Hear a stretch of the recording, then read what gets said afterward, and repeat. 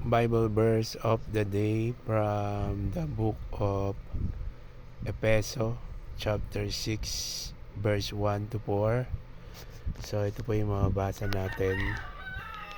Mga anak, sundin ninyo ang inyong mga magulang alang-alang sa Panginoon, sapagkat ito ang nararapat. Igalang mo ang iyong ama at ina. Ito ang unang utos na may kalakip na pangako. Magiging maganda at mahaba ang iyong buhay sa lupa. Mga magulang, huwag ninyong ibuyo sa paghihimagsik laban sa inyo ang inyong mga anak. Sa halip, palakihin ninyo sila ayon sa disiplina at aral ng Panginoon. From the book of Efeso chapter 6 verse 1 to 4.